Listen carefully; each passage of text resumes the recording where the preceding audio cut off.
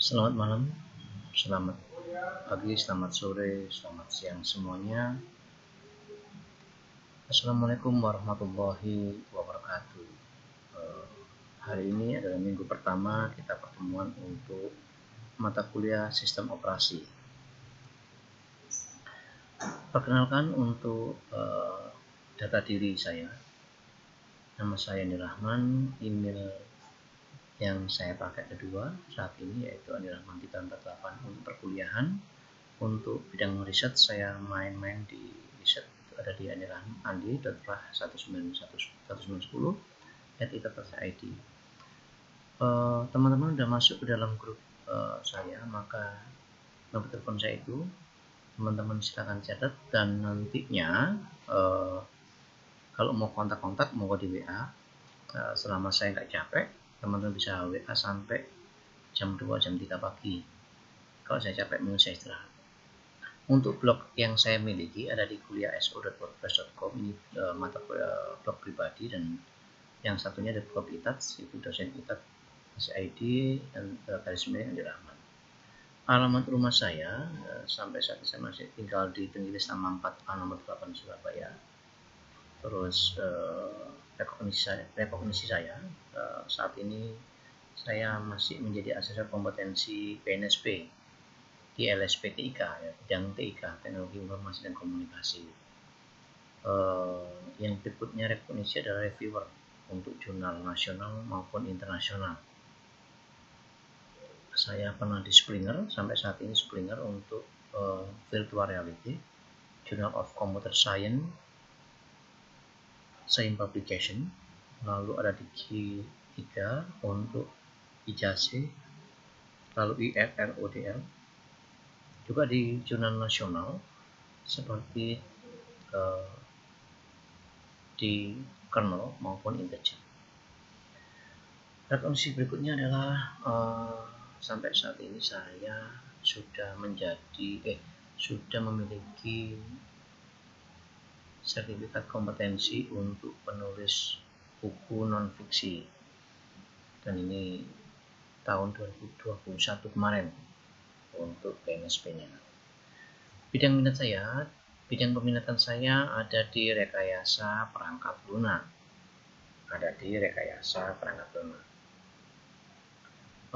Untuk bidang penelitian, yang pertama saya main-main di rekayasa perangkat lunak, lalu sistem operasi, yang paling sering saat ini adalah di pengembangan game, lalu teknologi informasi, dan yang baru masuk tahun kemarin adalah interaksi manusia dan komputer. Nah, teman-teman, untuk sistem penilaian tugas itu menjadi nilai tertinggi dari kegiatan saya, yaitu 60%. Sedangkan untuk UTS dan UAS masing-masing adalah 20%. Yang perlu dipahami oleh teman-teman adalah saya lebih mementingkan proses. Tolong menjaga etika, karena saya menghargai etika atau attitude. Jadi seorang pemimpin yang besar itu harusnya bisa mempunyai attitude yang baik. Jadi kalau ada tugas, kerjakan, tidak usah nyontoh, kalau usulnya nyari aja. Karena yang senilai adalah hasil itu didapat dari apa yang kamu kerjakan. Kalau teman-teman mengikuti aturan saya, masuk saja, itu insya Allah teman-teman bisa lulus dengan nilai C. Kalau memenuhi kriteria persyaratan saya, insya Allah dapat A. Tetapi ingat teman-teman, di mata kuliah sistem operasi ini adalah 4 SKS. 4 SKS itu berarti mata kuliahnya itu embed dengan praktikum. Sehingga teman-teman kalau di mata kuliahnya dapat A, tetapi di praktikumnya tidak lulus, maka pasti tidak akan lulus. Jadi yang mempengaruhi adalah praktikumnya. Nanti teman-teman harus siap-siap ya, belajar, dan jangan sampai nggak lulus di praktikum. Apapun hasilnya tetap masuk aja, insya Allah lulus. Minimal dapat C kalau di praktikum. Pokoknya masih terus ya. Tapi kalau teman-teman mengerjakan tugas dan memenuhi standar mereka, pasti lab memberikan nilai baik. Oke, next. Nah, di Mata kuliah sistem operasi ada 14 capaian pembelajaran. Di minggu pertama, yaitu mahasiswa mampu memahami tentang konsep dan perkembangan sistem operasi. Yang kedua adalah mahasiswa mampu memahami tentang struktur sistem operasi.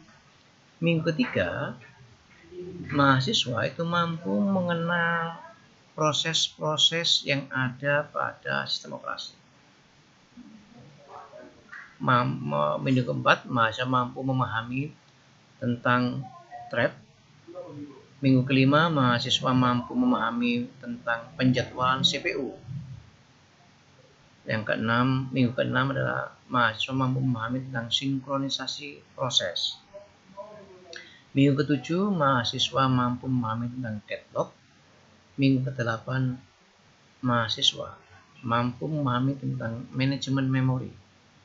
Minggu ke-9, mahasiswa mampu memahami virtual memory. Minggu ke-10, mahasiswa mampu memahami tentang sistem file. Minggu ke-11, mahasiswa mampu memahami tentang implementasi sistem file. Kalau yang ke-10 adalah memahami sistem file, yang ke-11 memahami tentang implementasi. Yang ke-12 adalah mahasiswa memahami tentang sistem input-output. Minggu ke-13, mahasiswa mampu memahami tentang perlindungan sistem operasi. Sedangkan minggu ke-14, mahasiswa mampu memahami tentang keamanan sistem operasi. Ada 14 capaian pembelajaran di masing-masing minggunya. Oke, yang pertama kita membahas tentang sistem operasi, yaitu perkembangan sistem operasi.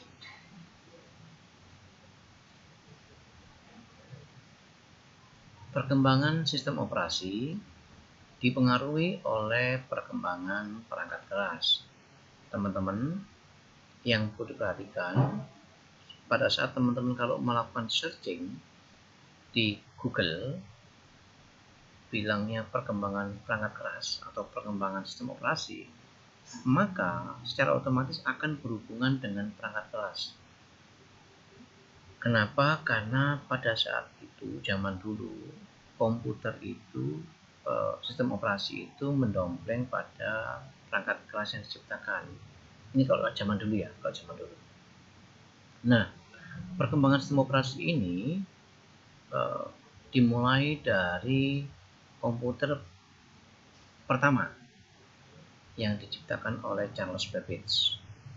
Teman-teman bisa dicek kembali bahwasannya komputer itu sendiri merupakan mesin yang dapat diprogram untuk melakukan aritmatika atau logika secara otomatis zaman dulu ya.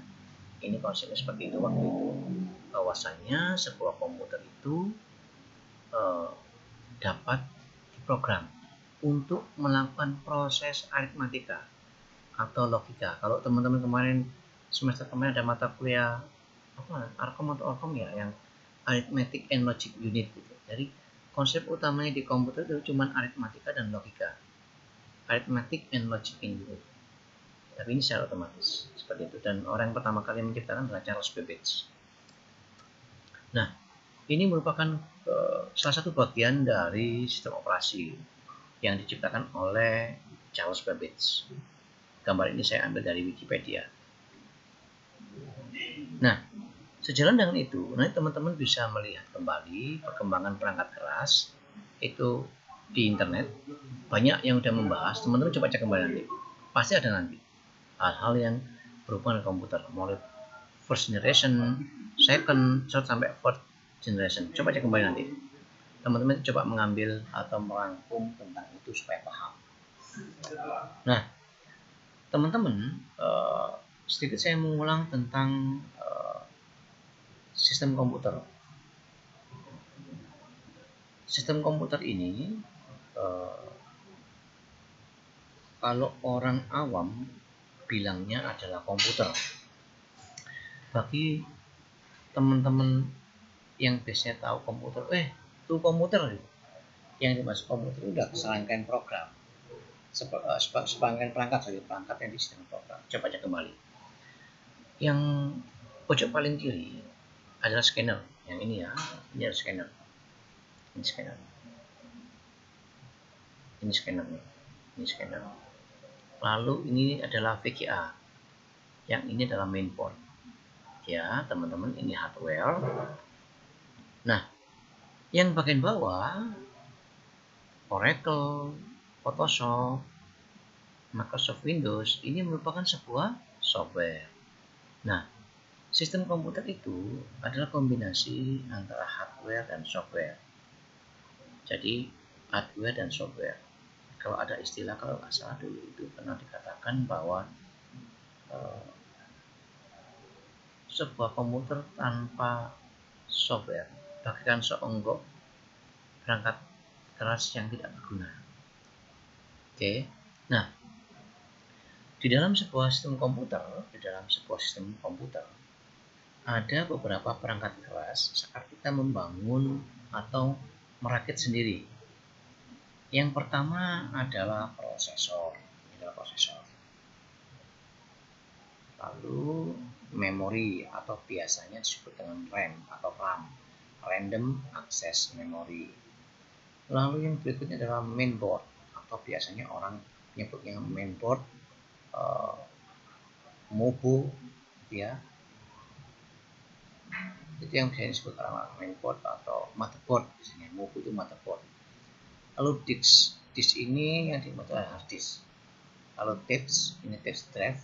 Lalu I/O device itu input output device, perangkat input output, mulai dari keyboard, VGA, lalu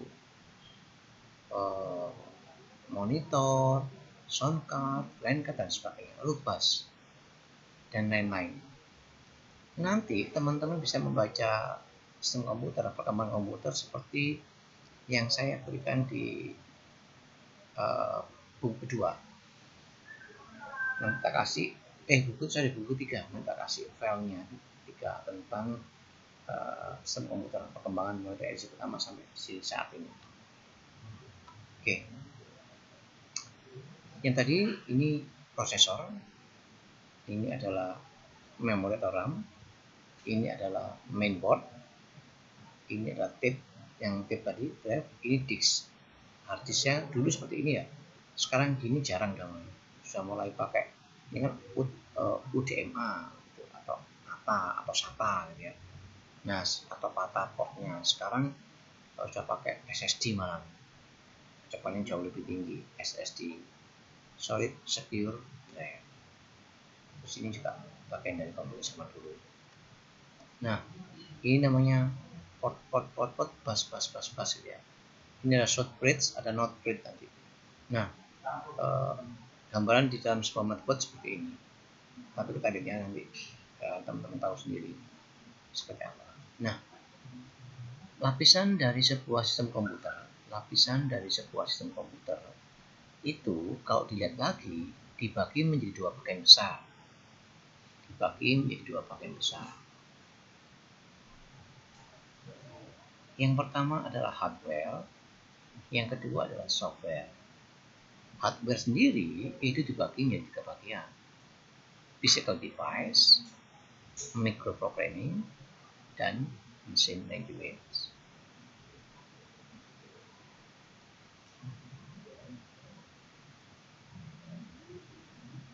Untuk software itu dibagi menjadi 2, yaitu program sistem dan program aplikasi. Oke. Nah, program sistem ini di antaranya adalah compiler, ada editor, ada interpreter, dan sistem operasi. Sistem operasi berada di bawah, lapisan paling bawah di antara program sistem. Sedangkan program aplikasi itu banyak ragamnya. Misalnya sistem reservasi pesawat terbang atau sistem perbankan. Sampai saat ini adalah games. Ini semua adalah aplikasi. Di sistem komputer bagi 2, hardware sama software. Yang dimaksud hardware adalah physical device. Softwarenya ada microprogramming, termasuk tadi situ masuk hardware yang dan sebagainya itu sampai ke aplikasi. Teman-teman pernah melihat simbol ini? Simbol ini adalah simbol untuk DOS. DOS itu singkatan dari Disk Operating System. DOS tidak sama dengan DDoS. DDoS security, kalau serangan hijack dan sebagainya. Kalau ini memang adalah sebuah sistem operasi. Jenis ini adalah sistem operasi saat Microsoft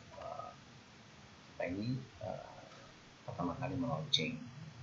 Lalu ada NetWare. NetWare juga sistem operasi, tapi ini saat ini jarang ada di Indonesia karena perkembangannya di Indonesia paling banyak memakai adalah Microsoft Windows. Lalu saat ini yang tambah adalah Android. Kalau di komputer ya Windows sama Linux. Linux pun ininya beda. Linux ada Mandrake, ada Red Hat, ada yang lainnya. Nah, yang berikut adalah Microsoft Windows 98. Ini operasi legend, saya bilang. Brain Scan Edition. Ingat kalau zaman dulu, zamannya Microsoft DOS ini, konsepnya masih menggunakan monoprogramming. Artinya satu program hanya bisa jalan sewaktu-waktu. Artinya kalau di komputer zaman dulu, entah itu Pentium 1, Pentium 2, 486, 386, saat pakai MS-DOS, begitu aplikasi jalankan, maka semua resource yang ada di komputer itu diambil atau dipakai oleh sistem operasi tersebut. Nah, begitu kan ada banyak pemborosan sebenarnya. Saya ceritakan kenapa banyak pemborosan. Lalu di Windows itu sudah mulai bisa multitasking, multi-programming. Jadi satu program bisa dijalankan, beberapa program bisa jalan pada satu sistem operasi. Ini Windows XP juga Windows Legend. Sampai saat ini mungkin beberapa masih pakai. Ya. Nah,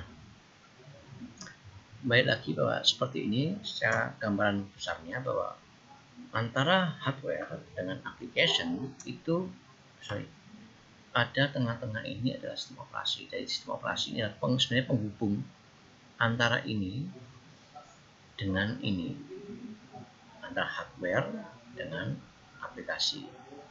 Kenapa? Karena seorang user atau pengguna tidak perlu memikirkan macam-macam, nggak perlu mikir coding, nggak perlu mikir gimana mengalokasi memori. Pokoknya tinggal klik user. Kalau di sini ada user nih orang itu mau pakai ini, tinggal klik aja sistem operasinya. Misalnya mau ngeprint, tinggal klik Ctrl P langsung mau ngeprint nih. Dia nggak perlu bingung-bingung dengan kondisi port berapa nggak perlu. Yang penting oke, aku ngeprint, otomatis semua operasi akan memetakan itu kemana. Kalau ada kontrol kalau ada kode seperti ini, maka dia harus ngeprint gitu. Dan ini sudah sangat memudahkan kita sebagai pengguna.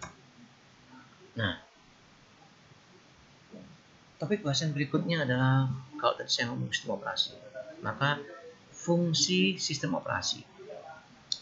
Apa saja kan fungsi dari sebuah sistem operasi? Ingat, sistem operasi modelnya banyak, mulai dari Windows, macOS, Android, Linux, NetWare, dan lain-lain. Oke. Nah, fungsi sistem operasi pertama adalah satu, menyembunyikan kompleksitas hardware. Teman-teman, hardware itu namanya hardware atau perangkat keras. Di situ adalah perangkat yang bentuknya benar-benar keras. Artinya untuk berkomunikasi dengan mereka itu susah. Kalau kita harus mengcoding, makanya sistem operasi ini hadir untuk menjembatani antara kita pengguna dengan perangkat keras yang ada di sebuah komputer atau laptop atau smartphone. Fungsi sistem operasi kedua adalah memberikan kemudahan penggunaan hardware bagi pengguna. Tadi seperti contoh, saat saya mau ngeprint, saya tinggal buka MS Word, dokumen saya ketik, lalu saya print, Ctrl P. Asal tabel dan nancap, printer udah nyala, kertas ada, tinggal print, langsung nyata. Kita nggak perlu mikir alokasi memori pasti berapa dan sebagainya. Sehingga memudahkan penggunaan hardware bagi sisi pengguna. Yang berikutnya, yang ketiga adalah jembatan antara hardware dan aplikasi software atau software. Jembatan yang menjembatani antara perangkat keras dengan perangkat lunak. Misalnya nih, kita main game. Otomatis saat kita klik misalnya start program files, lalu game yang kita ketik apa, terserah. Misalnya saya mau coba contoh ini, start, saya mau ketik apa ini, saya tinggal milih, oh saya mau milih Freeman ini ya, page, ada semua kita. Lagi ada apa, coba yang lainnya. Misalnya kita mau nyoba pakai Photoshop deh, maka otomatis Photoshop akan jalan dan kita nggak perlu untuk mencari atau memprogram bagaimana supaya memanggil si Photoshop, ngoding untuk penggunaan memori, terus register apa yang saya pakai, tidak perlu. Ini secara otomatis langsung muncul nih, kalau udah ready seperti ini. Tinggal new, udah ada yang mau pakai apa, sudah deh. Kita mau buat apa di sini sudah ada, mau tulis, kita mau menggambar apa gitu, ya langsung aja, ada apa itu oke. Ya, kita bisa membuat seperti ini, simple. Oke ya, antara pengguna dengan hardware itu dijembatani oleh sebuah software, sehingga kita bisa. Yang berikutnya adalah mengatur dan mempersiapkan piranti yang ada sehingga siap untuk dioperasikan. Maksudnya apa Pak? Maksud ini, saat sebuah komputer kita akses, saya mau pakai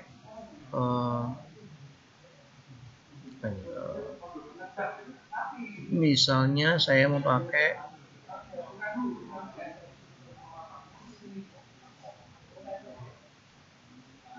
Microsoft Word, Excel. Ini aja deh. Aku mau pakai which one? Ya.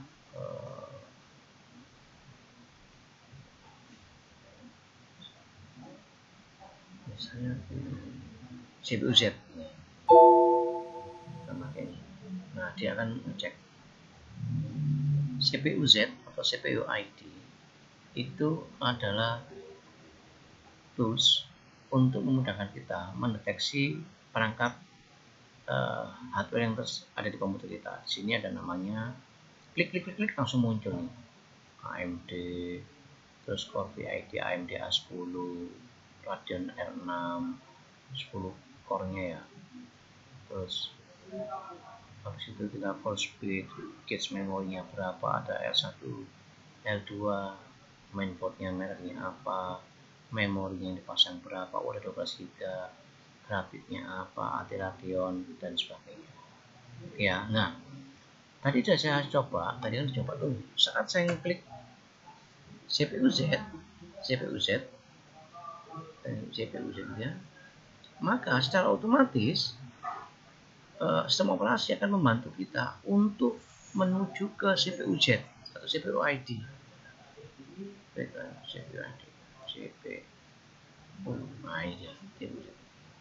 Pas diklik seharusnya munculnya adalah CPU Z gitu. Berarti ini betul mengatur dan memesan printer yang ada. Di printernya ada berhubungan juga apa aja. Kalau film ya berarti butuhnya adalah ada sound, ada lagi VGA, udah siapin sama mereka nih, kita nggak perlu mikir dulu. Nah, ini sistem operasi yang tanggung jawab. Nah, sampai di sini teman-teman, kalau ada pertanyaan dicatat saja, kalau ditanyakan di dalam grup ya. Oke ya. Next. Nah, inti dari sebuah sistem operasi adalah kernel. Jadi kernel itu bisa dikatakan kalau di sini ada sebuah lingkaran itu, kernel ini titiknya di sini. Nah, ya ini kernel.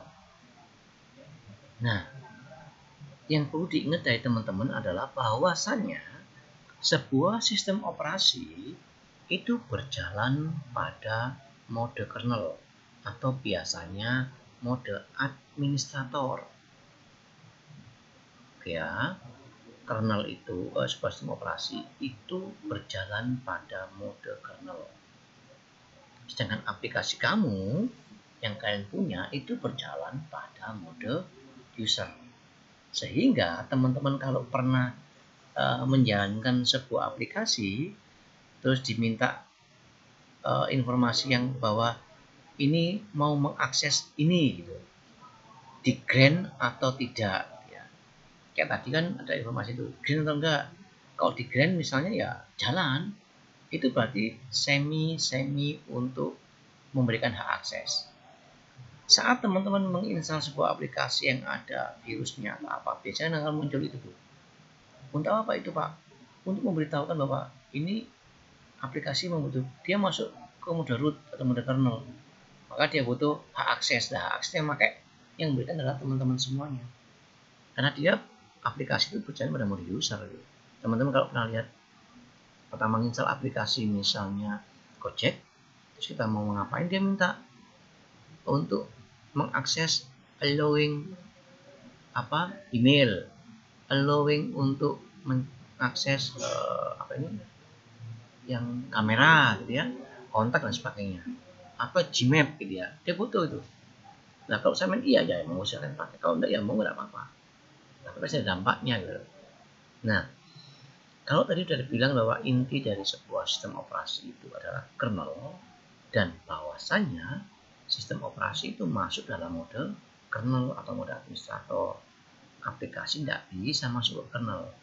Semua virus itu pasti akan punya batang tubuh atau cara kerja, dan itu akan memberikan akses kepada aplikasi untuk masuk ke kernel mode. Nah, fungsi dari kernel yaitu satu, menyediakan mekanisme cara ya, menyediakan mekanisme penciptaan dan penghapusan proses-proses. Teman-teman yang perlu diperhatikan adalah ini fungsi yang pertama adalah menyediakan mekanisme cara penciptaan proses. Sebuah proses itu pasti akan diciptakan dan pasti akan dihapus. Kapan proses akan diciptakan? Sebuah proses akan diciptakan saat dia dibutuhkan. Jadi kernel ini akan menyediakan saat teman-teman melakukan misalnya mengaktifkan file baru, maka proses file tersebut akan diciptakan. Nah, misalnya saya mau mengaktifkan Microsoft Word, saya akan klik Windows, program file, Microsoft Office, lalu saya pilih Microsoft Word. Saat saya klik Microsoft Word, maka proses Microsoft Word itu akan diciptakan. Saat sebuah proses Microsoft Word itu diciptakan, maka yang diperlukan oleh aplikasi tersebut, satu adalah alokasi ruang memori yang akan mengambil memori dari RAM kita. Yang kedua, memori default untuk space yang akan digunakan untuk ngeload aplikasi tersebut. Yang ketiga, rentetan yang lain-lainnya seperti VGA-nya dan lain-lain itu pakai semuanya. Ya, sampai di sini fungsi kernel itu adalah menyediakan mekanisme penciptaan dan penghapusan. Saat Microsoft Office-mu atau Microsoft Word-mu itu aktif, maka secara otomatis memori kita kepakai. Pak, tahu dari mana Pak? Oke, teman-teman bisa mengakses DX ya. Saat teman-teman bisa main di Windows, klik Run, Windows Run ya, R, lalu ketik DX dia, Enter. Nah, saat teman-teman melakukan klik DX dia terus di Enter, berarti proses DX dia itu tercipta. Yang pasti berapa persennya bergantung dari aplikasi yang dipakai. Jadi nggak tentu. Untuk itu saya agak berat ngomongnya bagaimana caranya, tapi sudah otomatis ada. Nah, Pak, DEDIAC ini untuk apa? Kalau tadi teman-teman pakai CPU Z, ini kita pakai yang ada di Windows. CPU Z itu tools atau aplikasi pembantu. Selain yang ada di Windows yang harus diinstal, kalau ini kan otomatis yang Windows otomatis ada. Nah, di sini itu sudah ada tanggal sekarang, jam sekarang, komputernya apa, Windowsnya tipenya berapa, bahasanya apa, punya siapa, laptopnya atau komputernya, lalu tipenya berapa, modelnya X550ZT, biasanya ada 04, prosesornya AMD A10 7400 Radeon R6 10 core, oke, 6 GB 4 CPU, ini 4 CPU nih, lalu 2,5 GB, memorinya 12 ini 12 GB, paging filenya 3,8 yang digunakan 9 GB yang tersedia, kan kurangin. Tipe DirectX-nya 11. Nah, saat aplikasi ini dibuka, ya, ini akan memakan memori yang kita punya. Terus kita coba lagi, nanti yang lain lagi. Misalnya saya mengaktifin, misalnya saya aktifkan ya Photoshop. Udah aktif, sorry. Saya aktifkan lagi image ready. Saya aktifkan lagi apa ini, BlueStack misalnya. Saya aktifkan lagi misalnya kalender, kalkulator. Nah, teman-teman, seperti yang saya bilang tadi, saat aplikasi itu diciptakan, maka sistem operasi akan menciptakan sebuah proses. Ini namanya proses kalkulator, proses image ready, Photoshop, dan lain-lainnya. Ya, kalau memang selesai, maka ya seharusnya di close, di release, tutup. Untuk apa? Agar bisa digunakan untuk proses yang lain. Karena semakin banyak buka aplikasi, maka semakin lama loadingnya. Kenapa kok gitu, Pak? Karena memorinya diambil satu persatu. Dia pakai untuk ini, multitaskingnya, multi-programming diambil untuk ini, diambil untuk BlueStack, diambil untuk image ready, Photoshop, dan lain-lainnya. Maka dari itu, maka pesan saya, saat teman-teman menggunakan aplikasi, jangan terlalu banyak membuka kalau memang tidak diperlukan. Jarang sekali teman-teman memahami ini. Anggar buka aplikasi bisa Windows Paint, MS Paint, Media Player, buka semuanya tuh. Boleh tidak apa-apa. Kalau memang kuat. Kalau nggak kuat, masalahnya itu semakin banyak dibuka aplikasi, maka semakin lambat jadinya. Oke ya, ini contoh ini awet banget, saya tutup aja semuanya. Nah, ini saya tunjukkan, ini kan begini, yang dipakai sekian. Saya tunjukin lagi sekarang sama-sama di DirectX, tapi ini setelah buka beberapa aplikasi. Kita akan cek sama nggak kira-kira. Sorry. Coba cek. Tanggalnya sama, waktunya berbeda. Namanya sama, nggak bisa lupa. Nah, berbeda sini nih, paging file-nya nih. Jadi dari 12 GB yang ada, memori yang terpakai saat ini adalah 5 GB. Sedangkan yang tadi cuma 3,8. Nah, ini sudah berbeda nih. Kelihatan nih bahwa nanti kalau teman mengalami lambatnya kinerja sebuah komputer, pasti ada yang menggunakan. Pak, saya tidak pakai apa-apa, Pak. Tapi kok lambat, Pak, laptop saya. Padahal di sini nggak apa-apa lah. Itu harus berhati-hati. Kemungkinan ada virus yang masuk, yang mengakses komputer kita. Begitu ya. Oke, saya close semuanya. Saya exit satu persatu. Supaya balik lagi. image-nya di saya hapus dulu. BlueStack saya matikan aja. Ya. Yes, saya exit. Supaya tidak memakan memori saya. Lalu Photoshop juga sama. Saya matikan aja. Saya nyimpan. Lalu tambah ke materi. Nah, jadi ini udah masuk ini tadi. Sebuah proses komputer aplikasi saat diciptakan, maka proses tersebut akan muncul atau ciptaan proses saat yang dibutuhkan. Setelah nggak dibutuhkan maka dihapus. Nah, yang berikutnya adalah menyediakan fungsi kernel, menyediakan penjadwalan CPU, pengaturan memori dan ganti yang ada, penjadwalan CPU. Jadi ada beberapa menjadi CPU, first in first out, fast in first out, dan lain-lainnya. Yang tanggung jawab kernel nih. Yang berikutnya adalah alat sinkronisasi, sehingga proses dapat sinkron dengan aktivitasnya. Tadi saya bilang bahwa saat saya klik PowerPoint, harusnya muncul PowerPoint dong, harusnya nih. Ya, atau saya klik MS Word aja muncul MS Word dong.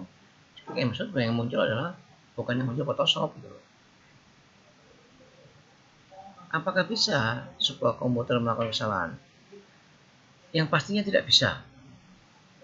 Karena komputer sudah diatur sedemikian rupa sehingga pekerjaan komputer itu pasti sudah betul. Tetapi saya bilang tadi bisa, pasti nggak mungkin salah komputer itu. Tetapi kapankah sebuah komputer mengalami sebuah kesalahan? Komputer akan mengalami kesalahan saat perangkatnya ada yang rusak, atau kemungkinan codingannya itu yang salah. Begitu. Jadi harusnya tidak boleh salah. Ya. Next. Nah, kalau tadi ada kernel, kalau tadi ada sistem operasi, sekarang fungsi dasar dari sistem operasi. Yang pertama yaitu sebagai penyedia mesin tambahan, extended machine. Yang kedua sebagai pengatur sumber daya komputer atau resource manager. Itu yang harus diketahui. Maksudnya apa, Pak? Begini. Sebagai mesin tambahan ya, sebagai mesin tambahan, sorry. Itu menyediakan atau menyembunyikan keadaan hardware sebenarnya seperti ini. Teman-teman, ini adalah perangkat namanya hard disk.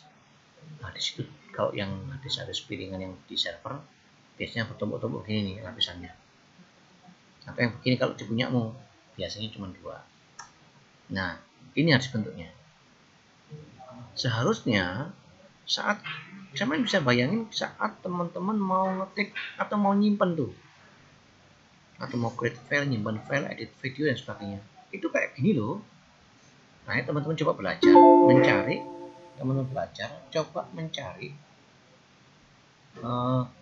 bagaimana cara kerja sebuah hard disk lewat YouTube saja. YouTube ya, biar paham dulu. Cara itu sepahami, oh ternyata seperti ini ya. Oke ya, dan itu punya disk banyak loh. Gak cuman ini, ada yang ini, ada yang itu, ada yang itu. Kamu coba cek dulu deh nanti di internet. Lalu yang kedua adalah sebagai resource manager, di mana sistem operasi ini berfungsi untuk menyiapkan dan mengatur semua komponen yang dibutuhkan oleh pemakai secara tepat. Jadi saya bilang, kalau saya klik Microsoft Office, start program Microsoft Office, lalu pilih MS Word, seharusnya yang muncul adalah kalau MS PowerPoint adalah tadi apa ya? Visio. Kalau saya mau Visio, maka yang keluar harusnya Visio dong. Tidak mungkin adalah Photoshop. Kalau seperti ini, maka berarti ada kesalahan pada program Anda. Harusnya kalau udah komputer fungsinya dari sistem operasi itu sebagai resource manager, dia akan mengatur dulu memori dibutuhkan berapa, aplikasi bagaimana, ada semuanya. Oke. Ini cara sistem komputer. Tadi ada generasi pertama, kedua. Nah, nanti teman-teman coba cek nih. secara sistem komputer detailnya seperti apa. Oke ya, teman-teman bisa ngecek.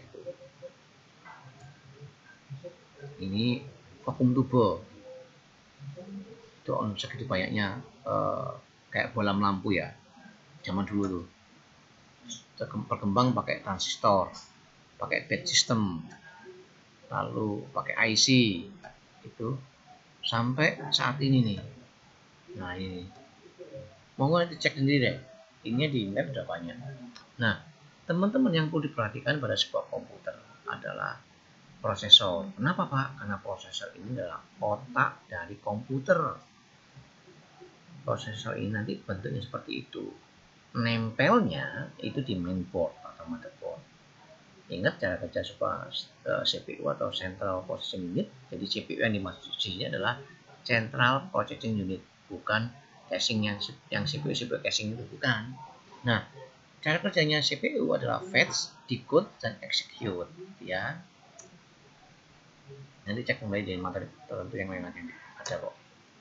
Ini ada prosesor yang tanpa L2 kits, ada yang pakai L2 yang ini ada L2 kits ya, with shared L2 kits yang gambar pertama. Yang B adalah quad core chip dengan L2 kits yang dipisah. Kalau yang A itu share, kalau yang ini L2 kitsnya terpisah. Teman-teman pernah lihat bahwasanya kenapa kalau dulu ada Pentium 2 400 kits memorinya 256 gitu. Itu mahal zaman saya dulu. Sekarang kan teman-teman mungkin nggak paham, tapi harus cari tahu nih. Ya, L2 kits, ada L3 kits dan sebagainya. Pahami nanti apa fungsi L1, L2, L3. Nah, memori komputer ada dua. Yang pertama adalah volatile memory dan non volatile memory. Volatile memory adalah memori yang tidak dapat menyimpan data secara permanen. Memori hanya dapat menyimpan data sementara saat koneksi dengan listrik ada. Contohnya RAM. Pak, RAM itu memori. Memori. Jenisnya volatil. Tapi kok teman saya bisa nyimpan Pak? Ya sementara. Kalau zaman dulu itu kita menggunakan memori dimasukin di auto exec bus. Jadi itu yang dimainkan di situ. Nah, tapi begitu komputer mati ya mati, hilang. Sedangkan non volatile memori yang dapat menyimpan data kayak ROM. ROM itu volatile memori atau flash disk atau hard diskmu. Itu masuk memori. Oke, sampai di sini nanti teman-teman. Kalau yang ini kan tentang materi yang ada nih, udah nggak perlu teman-teman, kalau saya kesini dulu aja. Untuk pertemuan pertama ini kita sampai di sini. Teman-teman nanti coba mencari buku PDF atau e-book tentang perkembangan sistem komputer. Cari di pdfdrive.com. Teman-teman silahkan mencari di pdfdrive.com. Ya, pdfdrive.com. Coba cek dulu. Saya bisa nanti nulis pada ini. Yang apa sih aja? pdfdrive.com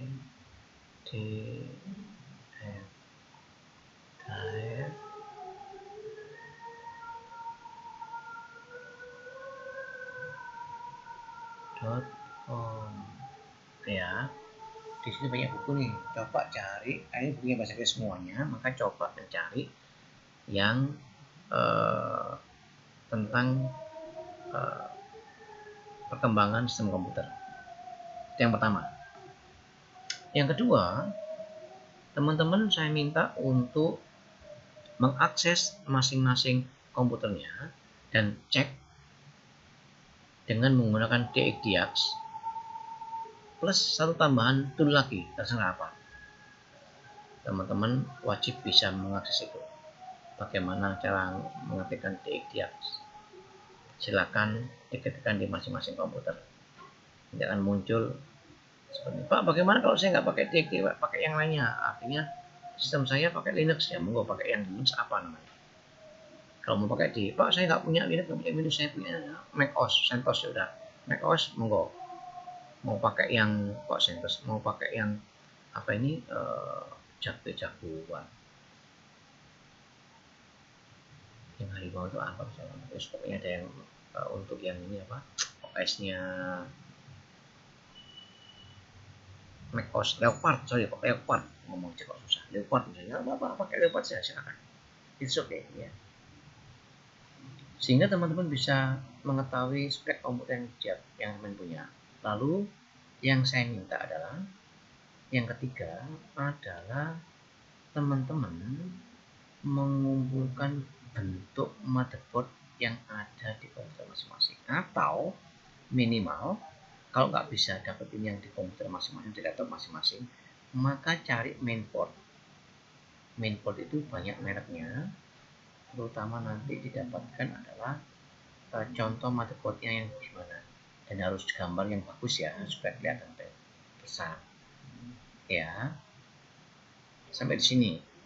Jika ada pertanyaan silakan masuk ke WA, tanyakan di grup saja supaya teman-teman yang lain bisa mengetahui juga. Terima kasih. Selamat malam. Assalamualaikum warahmatullahi wabarakatuh.